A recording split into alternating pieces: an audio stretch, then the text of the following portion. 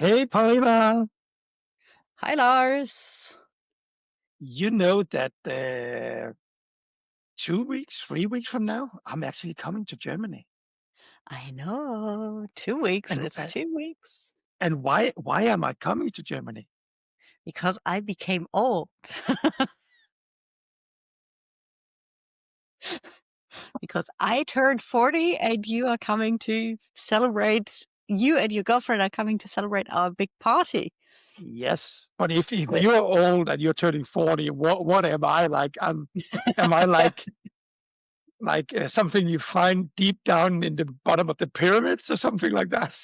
your fossil. I'm a fossil. Damn. Oh shit. I keep cursing on my podcast. We should. It's not good for the algorithm. They hate it. Well, at least as long as we beep it out in the subtitles, I think that's the But main no, part. no, no. I'm not going to do this. We have to be authentic. We have to stand by who we are as people, right? Yeah. And just in case our listeners hadn't noticed that yet, we are people who swear a lot. Yes. My girlfriend actually said that there's science behind it, saying that people that swear are intelligent,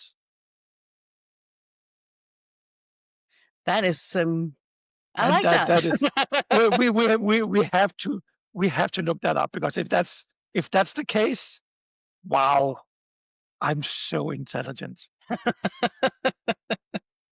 You, to be Okay, honest, you just wanted to say, I'm so effing intelligent. yes.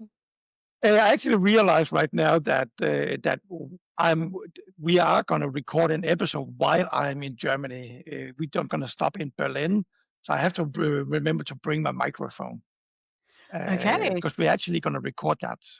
And let's do that. So we're going to record while both in Germany at the same time. Yes, I would love Yes. that. Paulina, are you ready to do today's episode? Always. Okay, let's dive in.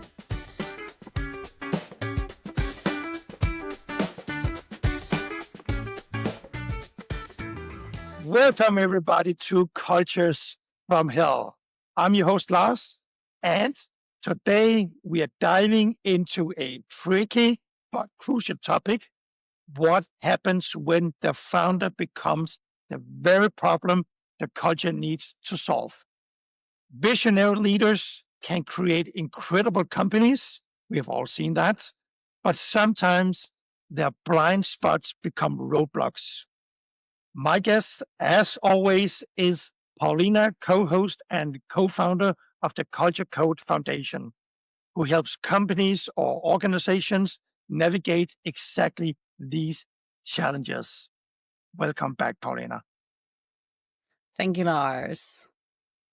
Okay, Paulina, if you had to choose, and you have to choose, would you rather work with a founder who thinks they know it all, and we have all met those, or one who Yeah. admits they don't know but refuses to listen? Ooh, that sounds like a classic lose-lose situation. I guess if I have to choose, and you said I have to choose, I would prefer the I know it all founder, because at least with them, you know what you're dealing with. The I don't know, but I won't listen type, that's arrogance and chaos masked in outward humility. Because at the end of the day, if they don't listen, they clearly do believe that they do know everything, but they just pretend to be humble. And those kind of people, for me personally, they just drain so much energy.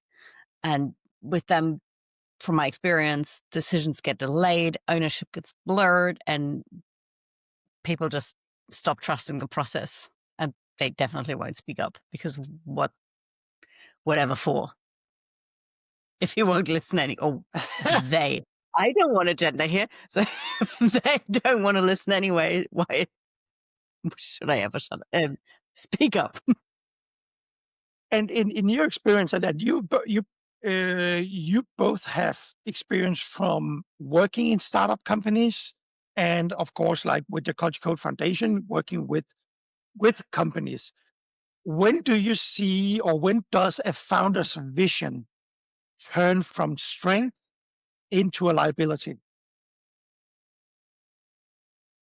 I think mm, there are certain inflection points during the growth of a company where that can become difficult, because if in scaling companies, you do need different founder personalities, or at least CEO personalities, because you just need different strengths.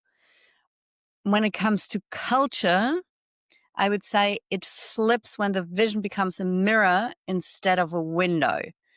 What I mean by that is that if the founder, instead of helping the team see what's possible, the vision becomes a projection of the founder's ego, fear, or unresolved baggage. And I have seen founders who wanted to be involved in absolutely everything, design, hiring, the exact shade of the Slack emoji background, the fruit bowls that were purchased for the office. And at first glance, that might look like care, but clearly it becomes a control issue, right? And when control meets a fast scaling team, what used to be a strength becomes a bottleneck. So that is also the inflection point that I see most often. When you really scale as a startup and you need to move really fast, and you're so used to running everything through the founder, and you still want to be in charge of that, and that will just really slow down an organization. Yeah. And I think that this is like, especially within, like you say, startup companies where things move extremely fast. I think it's a very common thing, and I would say that I'm actually guilty of doing this. So I have a couple of startups that I'm doing, and one of them is about to take off, and we are three co-founders, and I'm kind of like, I like to I'd like to get my hands dirty with everything. But I Mhm. actually talked with my girlfriend last night about it, saying that I've actually come to realize that I have to let go. Yeah. I actually don't see myself as a control freak, but maybe I am. But I have to let go because you can't really do it. And I remember the first startup I ever worked for, uh, the two founders, which have done it before and sold a company, and so they had a lot of like experience in doing that. Yeah. They sent around an article, and I'll put that in the show notes if I can find it again. An article called "Give Away Your Legos," because it's all about like you have to let go. And I remember because I was like employee number 2 or 3 in that company that grew to 50 within like no time. And so I've been involved in like marketing, building the product, selling the product, like everything, doing support, everything. Yeah. And it was really, really hard for me to let go because Yeah. my job was selling the product. But Mm. I like letting go of the control of building the product or the features and so on. It was so hard for me. And it actually ended up that I left the company because of that. Okay. Okay. So yeah. I fully understand that this is super, super difficult to do, because it's kind Hmm. of your baby, right? If it's your Yes, business, then you exactly. really want to. At the same time, it also comes from a place of insane superiority, if we're being honest, right? This belief that I'm the only person who can do things right, and Hmm. I'm the person who can do things the best way possible. I think Hmm. there are probably just a handful of people out there for whom this is actually true. And I love you and you're amazing, but I doubt that you that you or I are among those handful of people What? who who are actually better at everything than anybody else out there. And clearly, on the it's also just not sustainable. I mean, Never, like nobody never. can And nobody can keep this up with a scaling organization without sacrificing either health or personal relationships or family or mm, sports or whatever. yeah, And then for me, it was a very important learning that I've taken in my career after that. Yeah. So back on track. What are some let's call it some early warning signs that a founder is holding back their own culture? Well, for me, clearly, I think we'd shown through what I said before, the slow decisions, especially on small things, because they need to approve everything. So I used to work for a company, for example, where every flight that was booked by the sales team had to go through all three founders to be approved. And obviously, by the time you get the approval of three founders on a flight, the flight will not be available anymore at that price that you asked the approval for. So you would stop the entire rotation again. Bonkers. So that's clearly one thing. And it's not only holding back the culture, if you ask me, it actually holds back the operation as well, because it slows down a lot of crucial things as well. The second thing that I would mention is the fear of failure in the team.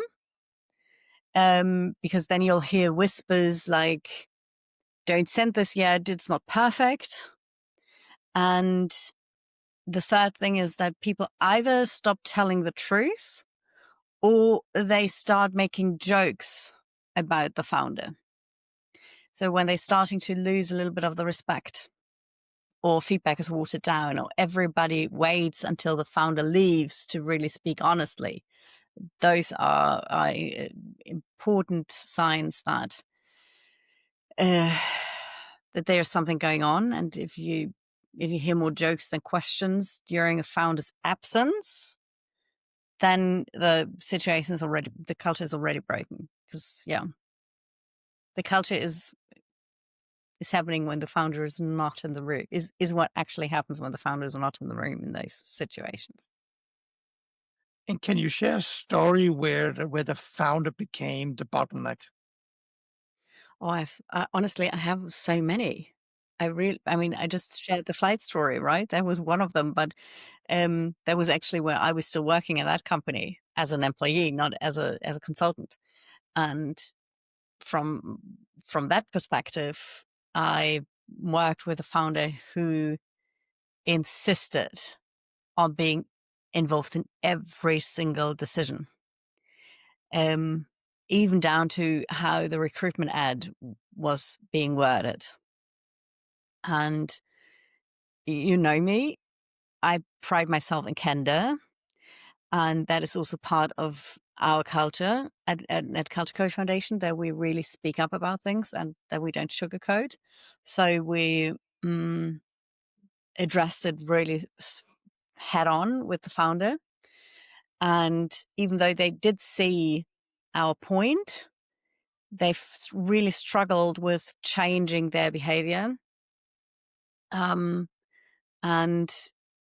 obviously we pushed too hard at one point, because they then stopped working with us, because from their perspective we were overstepping, which is a fair judgment. If that's how they felt, fair enough. And a few weeks later, though, I got a DM from one of their employees telling me that the founder had become a running joke internally. So they were talking about, the team was talking about, well, we don't really have to act on this important topic, because the founder is going to take forever to make a decision how they want to have it done. And so they were really making fun of the situation and light of that situation. And the tragedy here is that I truly, truly believe that that founder was convinced that they were protecting the vision and the culture. And so they really wanted to do the right thing. But in reality, they actually lost their team's respect. Which I think is very normal. I will lose the respect. I hate, we have talked about this, Paulina, so many times. I hate micromanagement. Like, for me, it's like, it's just the best way to kill productivity, right? And motivation.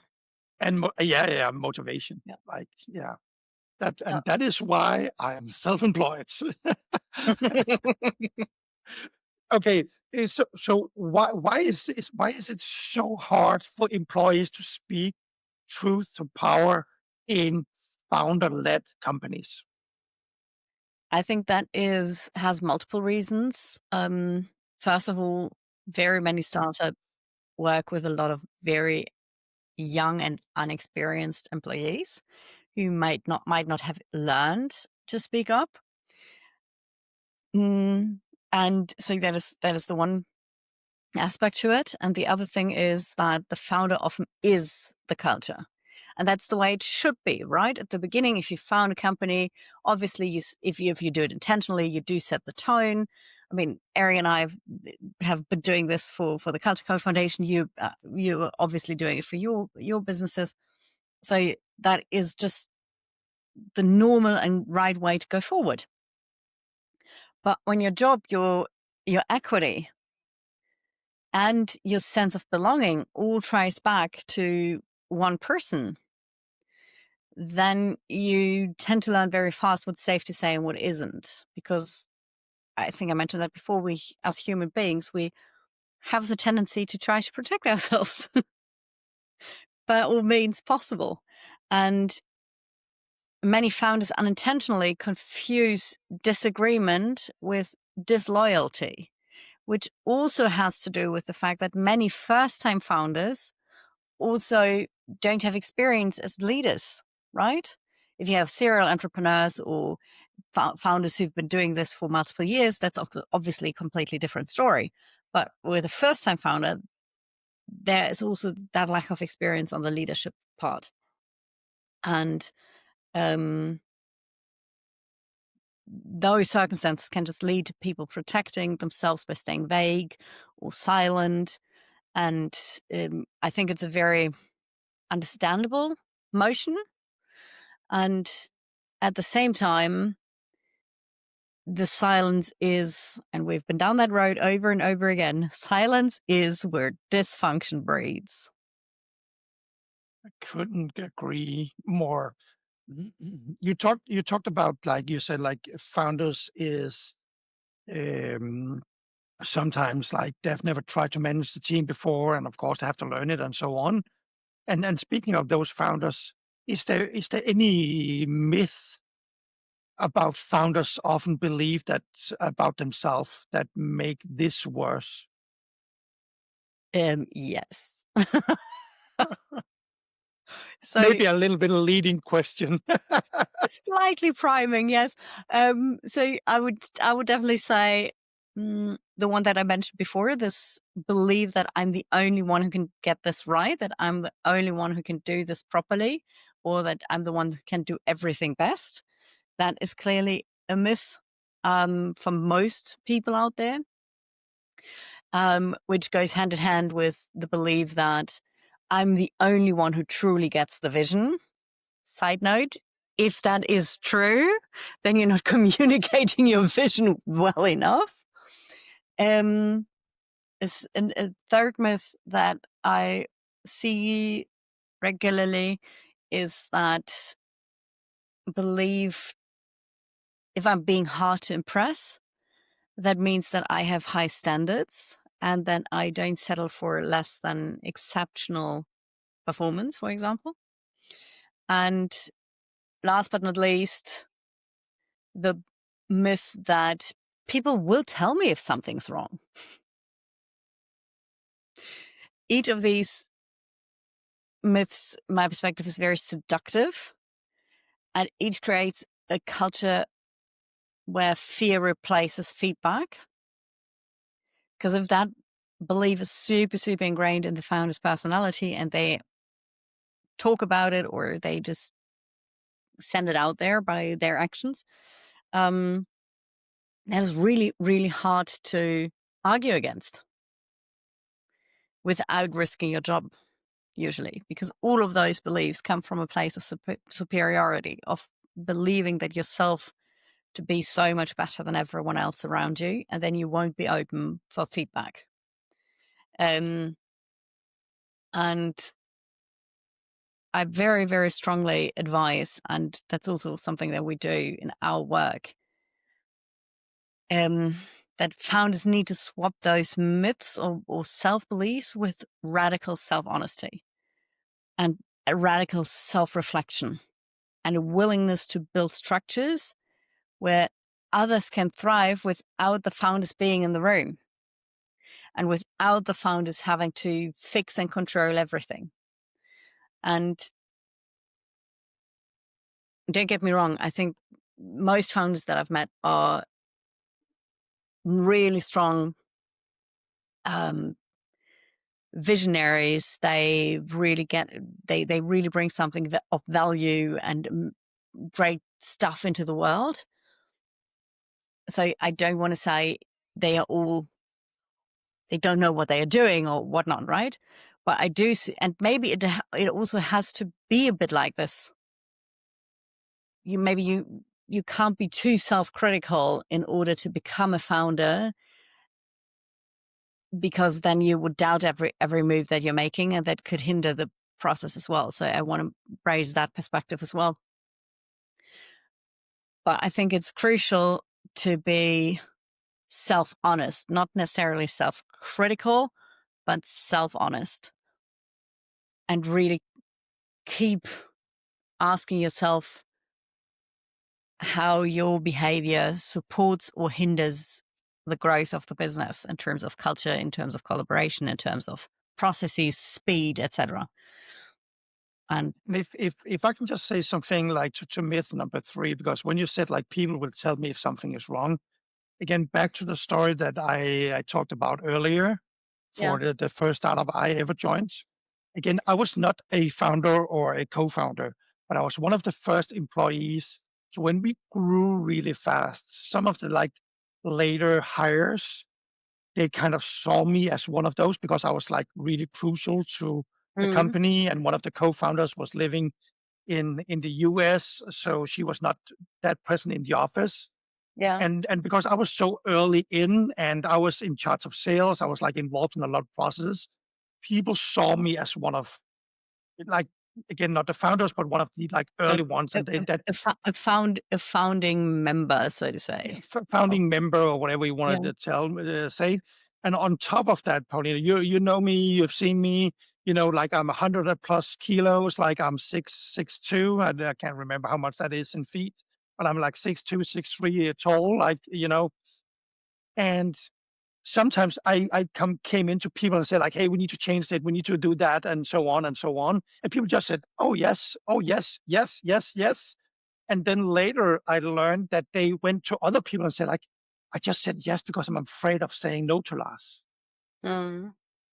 And that also learns, for me, that learns like that again, like people don't always tell you the truth, especially if they, let's say, is afraid of you. I hate using that term because I see myself as a really caring, loving person. I love to hug people and so on, right?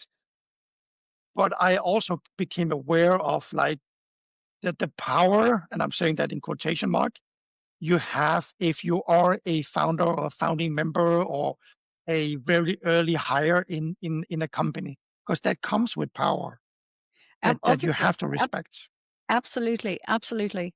Um, that is a natural thing, and that's what I mean with self-honesty, right? If you need to be aware of that kind of thing, you need to be aware of the power that you're exuding and that you're having, and treat it with care if Mhm. you want to achieve the best for the business. And quite frankly, for you men, is also incredibly important to be aware of your physical presence, because that can be threatening, especially if it's unexpected. If you enter a room unexpectedly and you're a big tall man, for a lot of people that can unconsciously trigger some kind of fear response, and then they will act on it. And yeah, and that doesn't have to do anything with the fact that you are threatening, but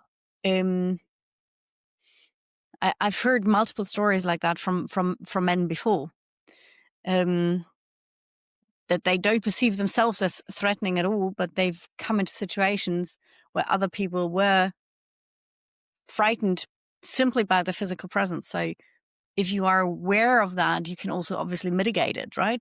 By Uh-huh. for example, approaching people more softly in terms of not unexpectedly opening a door, of not just showing up out of nowhere, but announcing yourself, etc. They're super simple, easy things.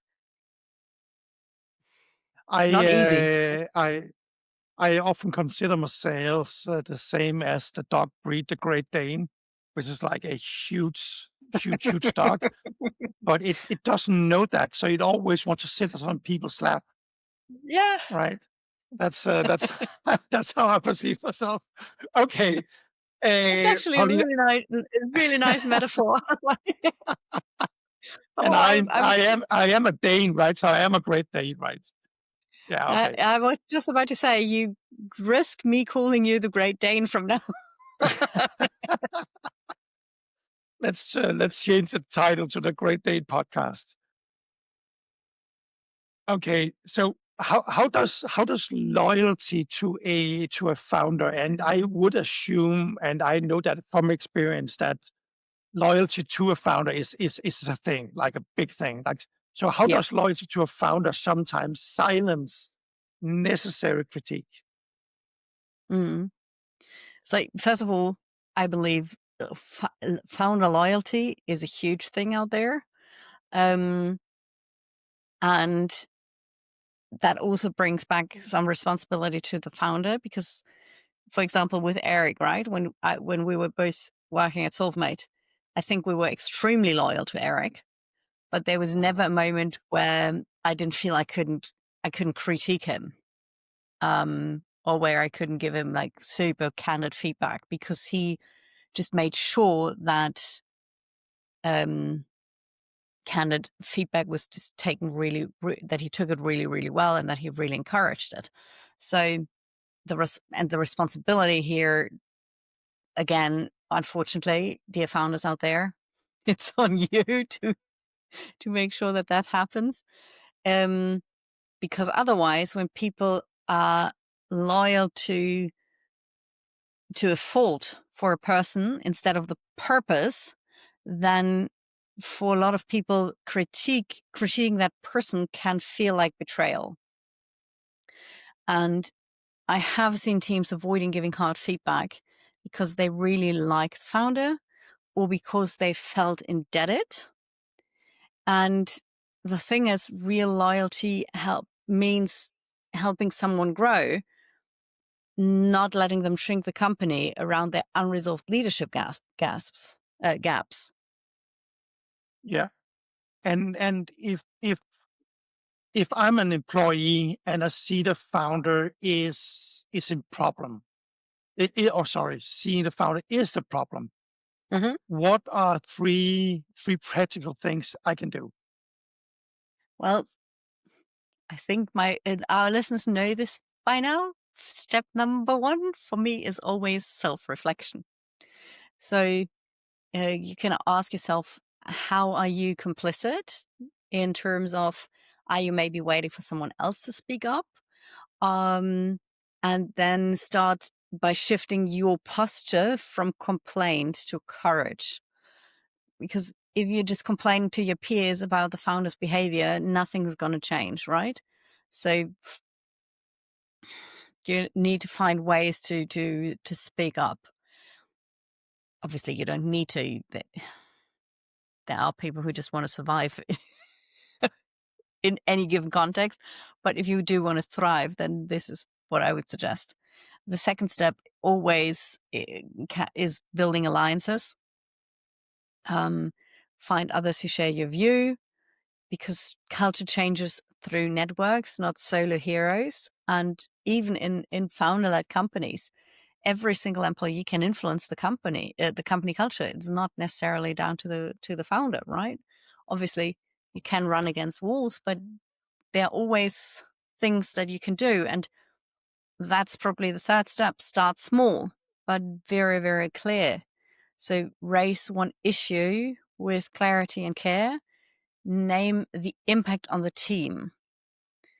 And that is something that I would always advise. Don't complain, but showcase the impact that certain situations or decisions are going to have, because then you detach it from the founder's personality and you bring it down to business needs. And that is usually something that founders find much more easy to respond to. Right? I mean, also nobody really wants to be attacked personally, but if I can see that there is an impact that is going to hurt the business, that is something that has the tendency to make people listen. And obviously there are situations where people are not in a position to speak up safely for whatever reasons. Go back the last 27 episodes. I think there is a lot of situations in there where it's not safe to speak up. And in those cases, my advice: document, protect your own clarity, and start planning an exit strategy before the toxicity starts costing you your mental health. And how do you frame feedback in a way that a powerful founder can actually hear? Mm. I would probably use something from the appreciative inquiry. So I would firstly name what you value about their leadership or about their vision, and then describe the behavior, not the person, super critical. That's creating friction. And the impact that this behavior has on the team or on the speed or whatever. Ideally, add some numbers to that. Like if you can say something like, because of that situation, we have seen 4 people quit the team already, and it cost us 140K to rehire for those 4 people. That's obviously a very powerful argument. And the third thing in this process is to offer a vision of what success could look like if that behavior shifted. Because then it's not a complaint, it's a concrete, actionable, and positive approach to a situation. So let me give you a concrete example. How such a feedback could look like. Lars, I think you're incredibly committed to excellence, and I believe that's why the product is so strong. And when you give last minute feedback on every tiny design detail, the team scrambles and start doubting their own judgment. What if we agreed on design principles up front so that you could stay focused on the strategic calls only you can make? So that's how you could approach this kind of situation. Doesn't necessarily mean that they are going to take it, obviously, but it definitely raises your chances. Yeah, and I would also say, again, that of course, that depends on the leader or the founder or the people receiving the Always. message. But voicing it from your end gives you like the confidence of saying it, and also hopefully the leader would take it in, and Yeah, maybe if they don't react on it right away, maybe over time they'll start changing things, right? exactly. That's one thing, obviously, and the other thing is that you feel like you are actually in charge of.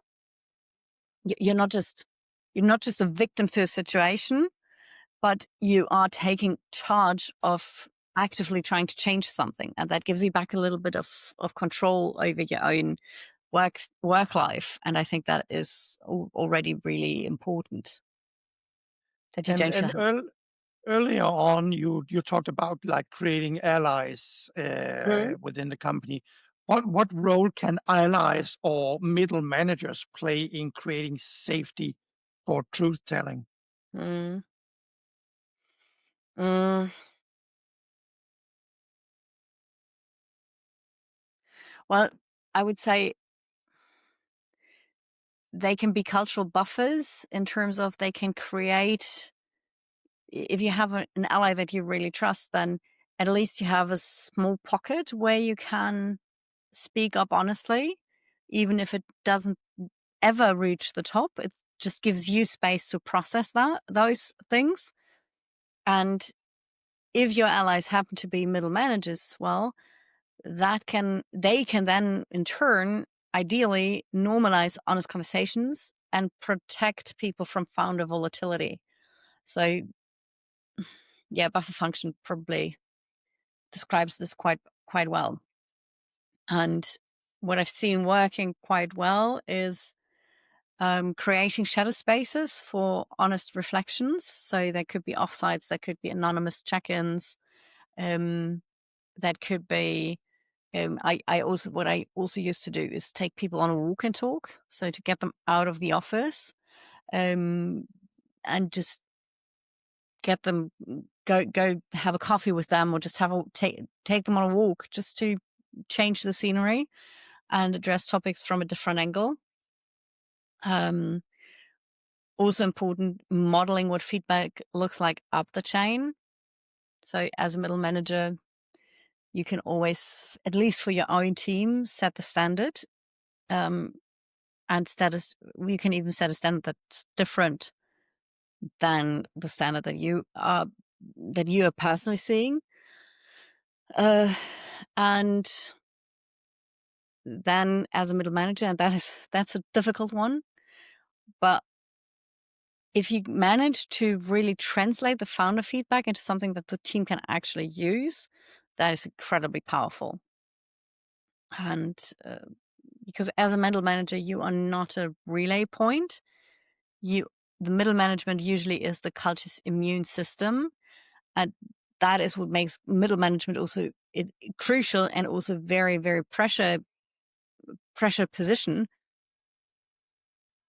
because middle managers have the power to create a different culture for their teams, and that requires their resilience and their strength to really buffer, not talk about the pressure that they are experiencing from the top. And it is an incredibly difficult position to be in, but it can definitely pay off, and it gives you if you're really good at it, then I find it extremely satisfying if I manage to do that for my own team, to build a pocket of excellence, cultural excellence. We have talked about this before, like being a middle manager, where you kind of have to, you have to protect your team, and you also have to protect like the company vision and so on. Back to the founders. So if the founder won't change, can the culture still evolve? Can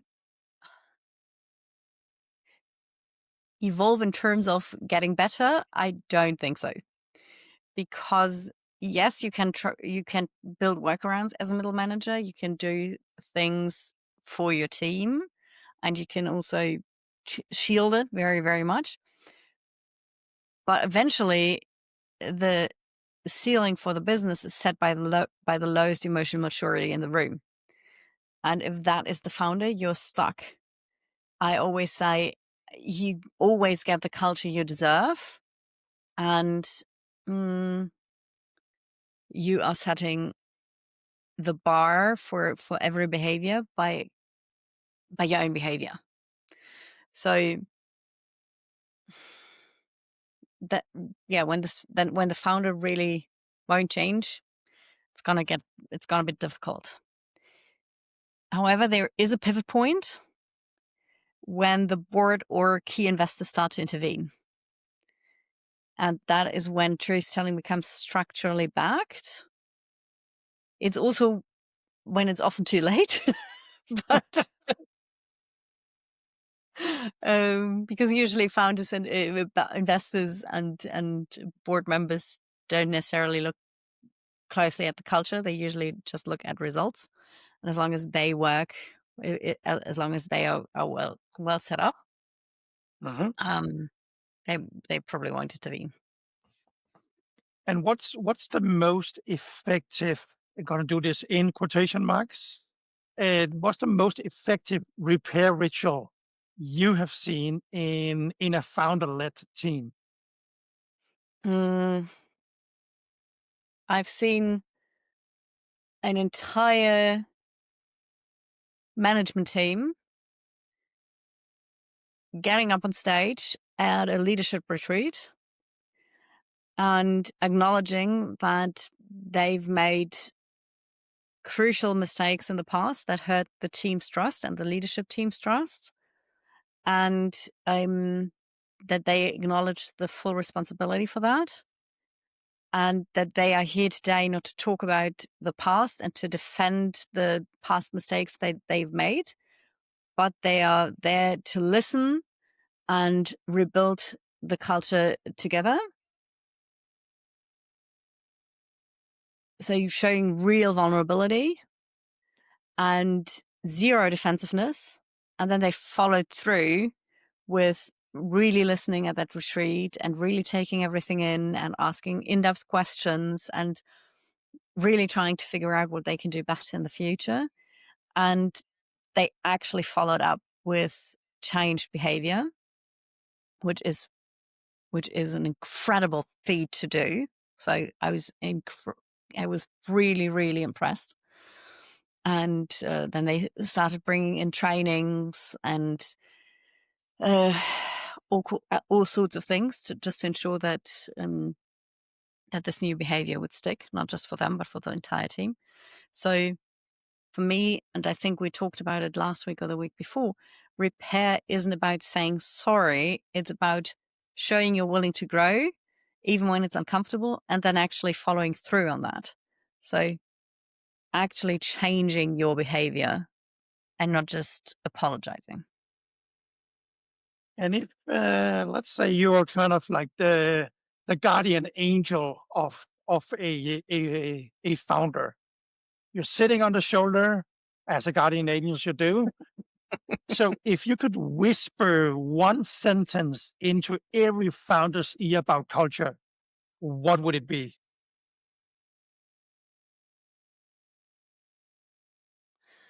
Um, I like that question. It would definitely one sentence only. Hmm. Okay, then I'll make it a long sentence. Nope. Um, you will get the culture that you deserve, and if your team walks on eggshells around you, then your vision won't survive you. That's a good one. I like the opening. You get the culture you deserve. Yeah, I'm gonna take that in. I'm gonna take that in with everything I build from now on. I like that. Okay, closing question for today. What's the biggest takeaway you want listeners to remember from this conversation? That culture isn't what you preach; it's what happens and what people say when you leave the room. If you're a founder, your job isn't to control the culture. It is to outgrow your own limitations fast enough so that others can thrive beside you. Oh, yes. And I think that is the perfect way to end today's episode. Thank you, everybody, for listening in to Cultures from Hell. Pierre, Paulina, before we sign off, please tell everybody where they can reach you if they have any questions, to want to know more about Mhm. Culture Code Foundation, or if they want to be a guest on our podcast. Yes, which we always love. We always love to tell your stories. Mhm. Um, And so you can find me either at culturecodefoundation.com, where you also can find out more about my business. And you can find both the Culture Code Foundation and myself on LinkedIn. As always, we will link all the social media handles in the show notes. And if this episode hit close to home, you can ask yourself, is my team walking on eggshells around me? If that answer is yes, it might be time to reach out to me.